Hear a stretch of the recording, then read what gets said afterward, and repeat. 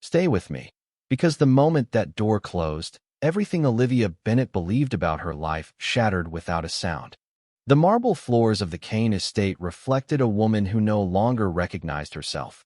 One hand pressed against her stomach, 8 months pregnant, her breath shallow as the evening air brushed cold against her skin, the silence louder than any argument that had come before it, because there hadn't been one, not really, just a decision made without her, a life rewritten while she was still living it, and inside those towering glass walls. Alexander Kane, billionaire, visionary, the man the world called untouchable, was already moving on as if she had never existed, his laughter faintly echoing through the closed doors as music played and champagne glasses touched, a celebration that did not include her name, not anymore. And Olivia stood there, barefoot on the stone steps, her suitcase forgotten beside her, rain beginning to fall in soft, steady drops that soaked through her dress as reality settled in piece by piece. Colder than the night itself, because just hours earlier she had believed she was building a future, not being erased from one, and the weight of it pressed heavier than anything she carried, heavier even than the life growing inside her. A quiet reminder that she was not alone even as everything else slipped away, and somewhere deep inside, beneath the shock, beneath the disbelief, something shifted, something small but unbreakable, because this was not how her story was supposed to end. Not like this. Not on these steps, not as a memory someone else could discard. And yet the world kept moving, headlights passing in the distance, the city alive and indifferent, as if it didn't notice the exact moment a woman lost everything and gained something she couldn't yet name. And Olivia took one slow breath, then another, steadying herself not for what had just happened, but for what came next, because 5 years from now, no one in that house would remember this night the way she would. No one would understand the cost of that silence, and certainly no one would expect what it would become. But Olivia did not look back at the door again, not when she finally turned away, not when she stepped into the darkness with nothing but determination and the quiet promise that this was not the end, just the beginning of something no one inside those walls was ready to face. The rain followed her for 3 blocks before Olivia realized she was walking without direction, her shoes in one hand, her other arm wrapped protectively around her stomach as the city lights blurred into streaks of gold and white. And every step felt heavier than the last, not because of the distance, but because of the truth settling in with quiet precision. He was not coming after her. There would be no apology, no second thought, no sudden realization of what he had just done. And that silence said more than anything he could have ever spoken. It told her she had already been erased long before that door closed. And still she kept moving, because stopping meant thinking, and thinking meant breaking. And she could not afford to break now. Not with 4 heartbeats depending on her even if she did not know it yet. Not with a future that had just been forced into existence without her permission. And somewhere between the 3rd and 4th intersection a car slowed beside her. Not fast, not aggressive, just enough to make her hesitate. Headlights cutting through the rain as the window lowered, and a calm voice broke through the noise of the storm, asking if she needed help. And for a second Olivia almost said no out of instinct, out of pride, out of everything she had been taught about surviving quietly. But then another wave of discomfort moved through her body, sharp enough to remind her that this was no longer about pride. And she nodded once, small and controlled, before the door unlocked with a soft click that sounded louder than it should have. And she stepped inside without knowing that this single decision would redraw the rest of her life. Because the man behind the wheel did not ask unnecessary questions. He did not look at her with pity or curiosity. He simply turned the heater on, adjusted the seat, and drove with steady focus as if he already understood more than she had said. And his name, she would later learn, was Ethan Cross, a name that carried weight in places she had never been invited to, a name that did not need to be announced to be recognized. But that night, he was just the man who stopped when no one else did. And as the city blurred past them, Olivia allowed herself to close her eyes for the first time since the door had shut, not to sleep, but to gather whatever strength she had left, because something inside her was changing, not dramatically, not all at once, but enough to shift the direction of everything. And when the car finally stopped beneath the bright lights of a private medical center, Olivia opened her eyes to a reality she had not prepared for. one where strangers became lifelines and endings quietly turned into beginnings. And as the doors opened and careful hands guided her inside, she did not know that within hours her world would expand in ways no one would believe. That doctors would speak in lowered voices about rarity and risk and miracles that should not statistically exist. That her name would one day be attached to a story people would call impossible. But for now she only knew one thing. She had survived the night that was meant to break her, and somewhere far behind her, in a house filled with light and laughter that no longer belonged to her, a man was celebrating a future that had already begun to slip out of his control without him ever realizing it. The first cry did not sound like fear. It sounded like defiance, sharp and clear against the sterile quiet of the delivery room as Olivia gripped the edge of the bed, her breathing uneven but controlled, every second stretching longer than the last while the monitors echoed steady rhythms that doctors watched with careful attention. And somewhere between urgency and disbelief, a word was spoken that changed the atmosphere completely. Quadruplets, not one, not two, but four, and even the most experienced specialists paused for a fraction of a moment because this was not supposed to happen like this, not under these conditions, not after a night like that. Yet there it was unfolding in real time, a reality no one could ignore, and Olivia did not fully understand the gravity of it yet. She only knew she had to keep going, because stopping was no longer an option. And hours later when the room finally fell into a softer silence, for tiny lives rested nearby, each one fighting, each one present, each one rewriting what should have been possible, and a nurse whispered something about miracles while another adjusted the blankets with hands that moved more gently than before, as if they all understood they were witnessing something rare, something that would be talked about long after this night ended. And through the exhaustion, Olivia opened her eyes just enough to see them, not clearly, not perfectly, but enough to feel the shift inside her settle into something solid, something unshakable. Because whatever had been taken from her outside those doors no longer defined what stood ahead. And in the days that followed, as sunlight replaced the harsh hospital lights and quiet conversations replaced urgent commands, Olivia began to hear pieces of a story forming around her, doctors discussing outcomes that defied expectation, administrators making calls, names being mentioned in tones that carried influence, and Ethan Cross moved through it all without drawing attention to himself. Yet everything seemed to respond when he spoke. Every door opened a little easier. Every decision aligned a little faster. And Olivia started to realize that the man who had simply offered help in the rain was not just passing through her life. He was positioning something, building something, though she could not yet see the full shape of it. And when he finally stood beside her bed one morning, hands in his coat pockets, expression calm but intentional, he did not offer sympathy. He offered clarity, explaining that what she had gone through would not define her limits, that survival was only the first step, and that what came next would depend on what she chose to become. And for a moment Olivia said nothing, because for the first time since everything fell apart, someone was not asking what she needed.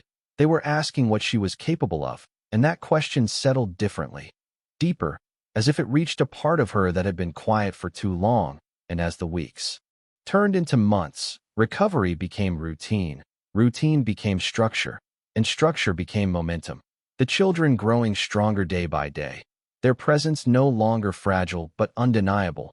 And with each passing moment Olivia felt something return to her, not the life she had before, but something sharper, clearer, something built on awareness instead of illusion. And far away in a world of glass offices and curated appearances, Alexander Kane continued forward unaware that the night he thought he had closed a chapter had instead started one that was quietly expanding beyond his reach, unaware that while he built deals and attended events, a different kind of foundation was being laid, one that did not rely on status or perception, but on resilience and truth.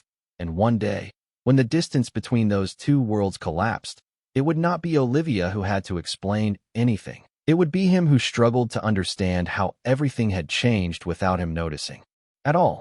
5 years do not pass quietly when they are built on purpose. They leave marks in routines, in habits, in the way a woman walks into a room without asking for permission. And Olivia Bennett no longer moved like someone who had once stood outside in the rain with nothing but uncertainty. She moved with precision now, every step measured, every decision intentional, because time had not just healed her. It had reshaped her into something far more dangerous than anyone from her past would recognize. And the 4 children who once fit into the smallest hospital cribs now ran through wide hallways filled with light, their laughter echoing against glass and steel in a space that belonged to her, not borrowed, not given, but earned, and each of them carried something undeniable in their features, a quiet resemblance that Olivia never tried to hide and never needed to explain. Because truth has a way of waiting until the exact moment it will have the most impact, and Olivia understood timing better than anyone now. She had learned it from loss, from silence, from the long nights where every decision mattered more than comfort, and across those 5 years Ethan Cross never positioned himself as a savior. He became something far more valuable, a strategist, a mentor, a man who opened doors not by force, but by understanding where they were hidden, guiding Olivia through spaces she had once only seen from a distance, teaching her how influence worked, how power moved quietly long before it made noise, and slowly, almost invisibly, Olivia built something of her own, not in headlines, not in public announcements, but in ownership, in partnerships, in decisions that placed her exactly where she needed to be when the time came. And the time was coming, because across the city a different kind of momentum was building. Alexander Kane stood at the center of it as always, his name attached to a major public offering that had drawn attention from every corner of the financial world, cameras, investors, media, all focused on a single night that promised to define the next chapter of his empire. And he welcomed it with the same confidence he always had, unaware that confidence without awareness creates blind spots no amount of success can cover, and invitations moved through the city like currency, reaching the most powerful names, the most strategic players, and eventually one arrived at a quiet office where Olivia sat reviewing documents that already told her everything she needed to know. She did not react immediately. She did not smile. She simply placed the invitation down beside a file that had been waiting for this exact moment, a file that contained years of carefully collected truth, details that had remained untouched until now. And when she finally looked up, her reflection in the glass no longer showed the woman who had been left behind. It showed someone who understood exactly what this night would become, not a confrontation, not a spectacle, but a correction, a moment where narratives shift and reality replaces perception without needing to raise its voice. And later that evening, as the city prepared for another display of wealth and influence, Olivia stood in a room filled with soft light as 4 small voices filled the space with questions and laughter, each child dressed with quiet elegance, each movement a reflection of the life she had built with intention rather than illusion. And when one of them looked up and asked why they were going somewhere important, Olivia paused just long enough to choose her words carefully, not to explain everything, but to anchor the moment in something simple, something true, telling them that sometimes people need to see the truth for themselves, and that tonight would be one of those moments. And as she reached for the door, the past and the present aligned in a way that no one else could yet see, because while Alexander Kane prepared to step into a spotlight he believed he controlled, Olivia Bennett was already walking toward it with something far more powerful than control. She was bringing truth, and truth does not ask for permission to be seen. The ballroom lights did not flicker, but something shifted the moment Olivia Bennett stepped through the entrance, subtle at first, like a change in air pressure that only the most observant could feel, heels tapping softly against polished marble as conversations continued without interruption, laughter still flowing, glasses still clinking, and yet attention began to move in quiet waves, one glance turning into 2, whispers forming without names attached, because presence like hers did not demand attention, it redirected it. And behind her, 4 small figures entered with composed steps, their movements synchronized not by rehearsal, but by something deeper, something instinctive, and people noticed, not immediately why, but enough to look twice, enough to pause mid-sentence, enough for curiosity to replace confidence in a room that was used to controlling narratives. And across the space Alexander Kane stood beneath a canopy of light, speaking with investors, his voice steady, his posture unchanged, the center of everything as he had always been, until he was not, because moments like this do not announce themselves. They arrive quietly, and then refused to be ignored. And it started with a single silence, a conversation that did not resume, a glass that was not raised, a gaze that did not look away. And when Alexander finally turned, it was not dramatic, it was gradual. His attention drawn not by sound but by absence of it. And what he saw did not register all at once, because recognition is not always immediate when the past returns in a form you never prepared for. And Olivia did not rush. She did not alter her pace.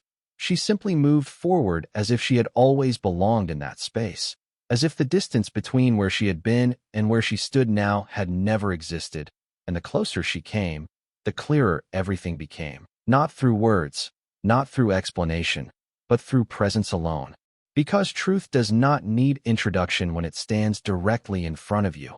And the children walked beside her without hesitation, their expressions calm, their eyes observant, reflecting a world they had been raised to understand without fear. And when they reached the center of the room, something invisible but undeniable settled over everyone present, a pause that stretched just long enough to create anticipation. And Olivia stopped, not in front of Alexander, not yet, but within sight, within range, within the exact distance where everything that had been hidden could no longer remain so. And in that moment, 5 years collapsed into a single point in time, not through memory, but through consequence. And Alexander's composure held for 1 second longer than expected before something unfamiliar crossed his expression. Not confusion, not disbelief, but recognition, slow and precise, as if pieces were aligning against his will. And the room waited, because even those who did not know the story understood that they were witnessing something significant, something that would not remain contained within these walls. And Olivia finally lifted her gaze to meet his, not with anger, not with accusation, but with clarity, the kind that does not seek validation, the kind that does not ask questions. And without raising her voice, without creating a scene, she allowed the moment to speak for itself. And beside her, one of the children stepped slightly forward, not out of impulse, but with quiet confidence, looking directly at Alexander with a calm that did not belong to someone so young. And in a voice that carried just enough to reach beyond the immediate circle, a single word was spoken, simple, undeniable, and impossible to ignore. And that was the moment everything changed, not because of the word itself, but because of what it represented. Because in that instant the past was no longer something that could be dismissed or rewritten. It stood there in full view, reflected in 4 identical truths that no amount of power could silence. And the empire Alexander had built on control felt something it had never accounted for.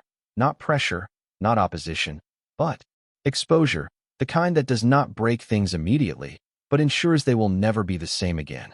No one moved right away. And that was the first crack, not loud, not dramatic, but unmistakable, because rooms like this were designed for control, for seamless flow, for conversations that never stalled. And yet now every voice seemed to pause at the same invisible edge, waiting for someone else to decide what came next. And Alexander Kane understood that silence better than anyone. He had built his reputation on reading moments before they fully formed, but this one did not behave the way it should have. It did not bend to his presence. It did not resolve itself with a simple explanation or a confident smile. It lingered, heavy and precise. And for the first time in years, he did not immediately step forward to take control, because something about the scene in front of him resisted simplification. Olivia Bennet standing calm, composed, unchanged in posture, but entirely transformed in presence. And the 4 children beside her not restless, not uncertain, but steady, as if they had always belonged exactly where they were. And that single word still echoed, not in sound but in implication. And implication is where power begins to shift, because it invites questions no one can ignore, and questions in a room like this spread faster than answers. And already people were looking closer, noticing details they had not registered before, the symmetry in the children's features, the timing of Olivia's return, the fact that she had not come alone or unprepared. And Alexander felt it, not as fear, not yet, but as calculation, the rapid internal movement of someone trying to map a situation that refused to follow expected patterns. And he stepped forward finally, not rushed, not hesitant, but measured. every movement still carrying the authority he had spent years refining. Because control is not abandoned easily, even when it begins to slip. And when he stopped in front of Olivia, the distance between them held more than 5 years. It held everything that had not been said, everything that had been assumed to be finished. And for a moment neither of them spoke, because silence again did what words could not. It framed the truth without distortion. And then Olivia did something no one expected. She did not accuse. She did not demand. She simply reached into the small folder she carried and handed it forward, not directly to him, but to the space between them, where others could see, where nothing could be quietly dismissed, and the gesture was calm, almost understated. But it carried more weight than any confrontation could have, because evidence does not need emotion to be powerful. It only needs visibility, and someone nearby, an investor perhaps, or an advisor accustomed to reading documents before making decisions, leaned in slightly, just enough to recognize what was being presented. And that was when the second shift happened, the kind that moves faster than the first, because recognition spreads quickly when it is confirmed. And Alexander took the folder, not because he wanted to, but because not taking it would have been louder than any refusal. And as his eyes moved across the first page, something changed again, subtle but undeniable, a tightening in his expression that no longer aligned with confidence. Because this was not rumor, not speculation, not something that could be redirected with a statement. This was structured, verified, prepared with intention, and the room felt it before anyone spoke it, that this was not an interruption. This was a correction, a recalibration of a narrative that had been accepted for too long without question. And Olivia remained still, not watching him for reaction, not seeking acknowledgement, because her role in this moment was not to argue. It was to reveal. And beside her the children stood, quietly, their presence no longer just symbolic but definitive, for living confirmations that the past had not disappeared. It had multiplied. It had grown. It had returned with clarity that could not be negotiated away. And across the room conversations began again. But not the same ones. These were quieter, sharper, filled with analysis instead of admiration, because power does not vanish in an instant. It shifts in perception first, and perception is where influence lives. And Alexander understood that better than anyone, which is why the realization settling in now carried more weight than any public reaction ever could, because this was not about one moment. This was about what would follow, the questions that would not stop, the trust that would not recover easily, the image that could not be restored to what it had been before. And as he looked up from the folder, meeting Olivia's gaze again, there was no longer a question of whether things had changed, only how much, and how far it would go. And Olivia did not need to say anything more, because everything that mattered had already been placed in front of him, visible, undeniable, and irreversible. The room did not erupt. It tightened, like a held breath stretched too far, because the kind of silence that followed was no longer curiosity. It was calculation, and that is where real consequences begin, not in noise but in awareness. And one by one, the people who had once aligned themselves around Alexander Kane began to shift their attention, not away from him completely, but enough to create distance, enough to signal uncertainty. And in rooms built on confidence, uncertainty is the first signal of collapse, and Alexander felt it before he saw it. The subtle repositioning of bodies, the delayed responses, the way conversations resumed without including him at their center, and he understood that whatever control he believed he held was no longer absolute. It was conditional, and conditions had just changed, and still he stood there, the folder in his hand heavier than paper should ever feel. Because weight is not measured in ounces when it carries truth, it is measured in consequence. And across from him, Olivia Bennet remained exactly as she had been since she entered, calm, composed, not demanding attention, yet holding all of it. And that difference, that contrast, did more than any confrontation could have. It redefined the balance without raising its voice. And one of the investors stepped forward, not dramatically, but with intention, asking a question that sounded simple but carried layers beneath it, a question about timing, about disclosure, about information that should have been presented before this night. And Alexander responded, of course he did, because he always responded, his voice steady, his words precise. But there was something missing now, something that could not be replicated once it was gone, certainty. And without certainty, even the most polished answer begins to sound like a delay instead of a resolution. And the room heard it, not all at once, but enough to register. Enough to start connecting details that had once been ignored, and Olivia did not interrupt. She did not correct. She allowed the moment to unfold naturally, because truth has a rhythm of its own, and forcing it only weakens its impact. And beside her the children remained still, their presence no longer questioned but accepted, their resemblance no longer subtle but undeniable, and one of them glanced up at Olivia briefly, not for reassurance but for alignment, and she gave it with the smallest nod, a silent acknowledgement that everything was proceeding exactly as it needed. 2. And across the space Ethan Cross stood near the edge of the room, not hidden, not central, but perfectly positioned, observing with the same calm precision he had always carried, and those who recognized him did not approach, because they understood that his presence here was not incidental, it was intentional, and intention at that level does not require explanation, it requires awareness, and the awareness was spreading, moving through conversations, through glances, through the subtle, but irreversible shift in how this night would be remembered, because it was no longer about an offering, or a celebration, or a projection of success. It had become something else entirely, a moment of exposure. That could not be undone, and Alexander saw it now, fully, not as a possibility but as a reality, and for the first time his next move was not obvious, because every option carried consequence. Every response would define not just this moment, but everything that followed it. And that is where power is tested, not when it is unchallenged, but when it is confronted by something it cannot control. And Olivia had not raised her voice. She had not demanded recognition. She had simply presented truth, in a way that could not be ignored, and that made it more powerful than anything he could have anticipated. And as the seconds stretched and the room adjusted to its new reality, one thing became clear to everyone present, whether they admitted it or not. The story they thought they understood was incomplete, and the version they had accepted without question was no longer sufficient. Because standing there in front of them was the missing part, not asking to be heard, but making it impossible to look away, and from this point forward, nothing that had been built on omission would remain untouched. Momentum does not reverse all at once. It fractures, slowly at first, and then all at once. And that was exactly what began to unfold in the room as the weight of what had been revealed settled into every corner. Not as a shock anymore, but as a recalibration.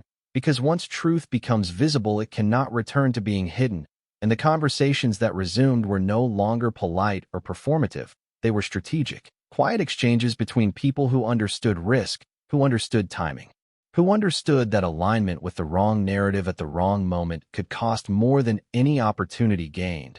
And Alexander Kane stood at the center of it still, but the center had shifted. It was no longer a position of control, it was a position of scrutiny. And scrutiny does not announce itself loudly.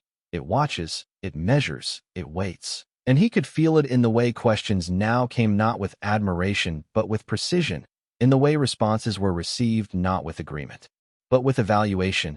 And for the first time in years, the room was no longer responding to him. It was assessing him. And that distinction changed everything. And across from him Olivia Bennett did not move closer, did not press forward, because she did not need to. The moment had already expanded beyond any one position, and what she had brought into this space was no longer hers alone. It belonged to everyone who had witnessed it. And that is how power shifts, not by force but by distribution. And one of the senior partners, a man known for rarely speaking without purpose, stepped forward. Slightly, his voice calm but carrying enough weight to quiet those nearby, asking about documentation, about timelines, about disclosures that would now need to be addressed, and each question added another layer, not of conflict, but of inevitability, because the answers would not remain contained within this room. They would travel, they would reach boards, regulators, media outlets. And once that process begins, it does not pause for reputation. It follows evidence, and Alexander understood this better than anyone. Which is why his silence in that moment carried more meaning than any statement he could have made, because silence from someone like him was not absence.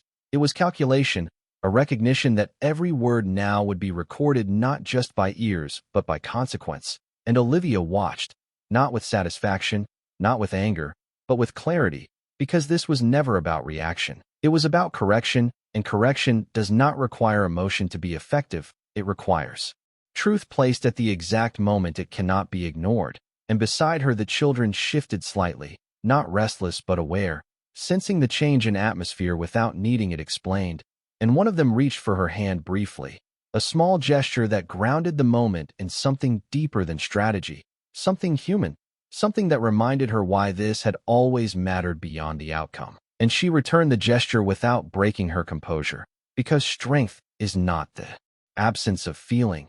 It is the ability to hold it without losing direction. And across the room Ethan Cross remained where he had been, observing, his presence now more noticeable not because he moved but because others had begun to recognize the pattern, the alignment, the intentionality behind every step that had led to this point.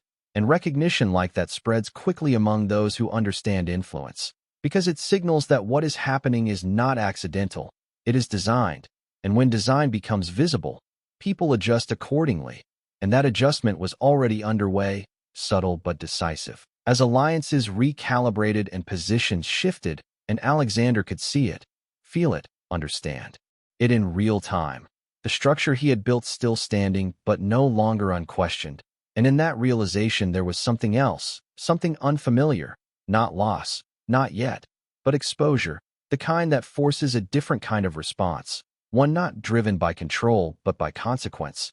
And Olivia knew it too, not because she needed to analyze it, but because she had lived through the absence of it. And now she was witnessing its presence in full. And as the evening continued, no longer following its original script, but adapting to the reality now in front of it, one truth became undeniable to everyone who mattered. This was not a disruption. This was a turning point.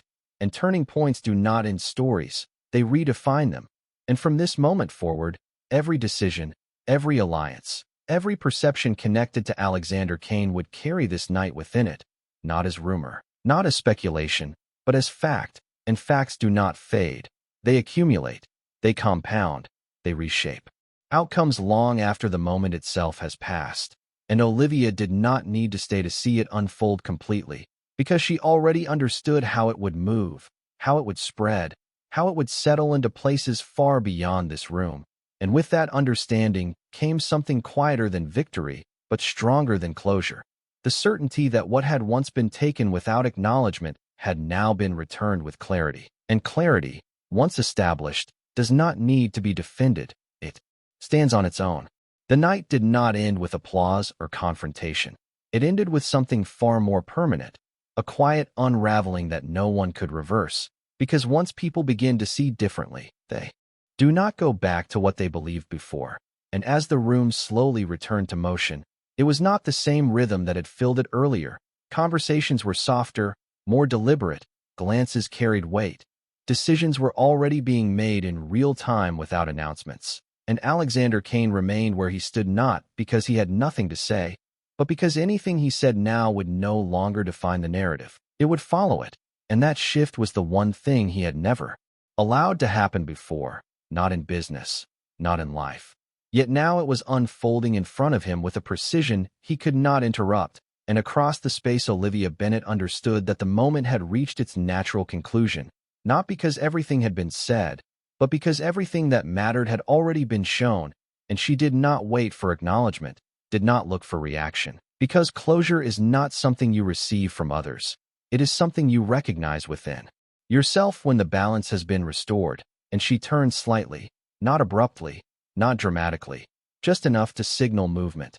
And the 4 children beside her followed without hesitation, their steps steady, their presence no longer questioned but fully understood by everyone who had witnessed it. And as they moved toward the exit, the room did not stop them. No one called out. No one attempted to redirect the moment. Because instinctively everyone present knew that what had just happened could not be undone by words. It would continue beyond these walls, into boardrooms, into headlines, into conversations that would reshape decisions for months, perhaps years. And that is how real consequences travel, quietly at first, then everywhere at once. And as Olivia reached the threshold of the ballroom, she paused for the briefest second, not to look back at Alexander, not to revisit what had been, but to allow the weight of the moment to settle into something final, something complete. And then she stepped forward, leaving behind a space that no longer belonged to the version of her that had once stood outside a closed door in the rain, because that version had not been erased, it had been transformed, refined through time, through resilience, through choices made without recognition until they became undeniable, and outside the night air felt different, not lighter, not heavier, just clear, as if everything unnecessary had finally fallen away. And one of the children looked up at her with quiet curiosity, asking softly if everything was finished. And Olivia considered the question not as an ending but as a transition, because what had been resolved tonight was not the entirety of the story, it was the correction of it. And correction creates space, space for something new, something built without compromise, without illusion. And she answered simply, telling them that some things do not end, they just change direction, and that was enough. Because children understand truth when it is given without complexity, and as they walked toward the waiting car, the city moved around them as it always had, unaware of the shift that had just taken place within one room, yet already beginning to feel its effects in ways that would only become visible with time. And somewhere behind them, within walls still filled with light and conversation, a man stood at the center of a life that no longer moved the way it once did, not because it had been taken from him, but because it had been revealed. And revelation does not destroy immediately. It changes how everything is seen, and once something is seen clearly, it cannot be unseen, and that is where the real transformation begins, not in the moment itself, but in everything that follows it. And Olivia Bennet did not need to witness that transformation to understand it. She had already lived her own, and as the car door closed and the city lights stretched ahead, there was no need for words. No need for reflection, only movement forward, steady and certain, because some people lose everything they built just to learn the value of what they once chose to overlook, and by the time they understand it, the person they lost is no longer waiting to be found.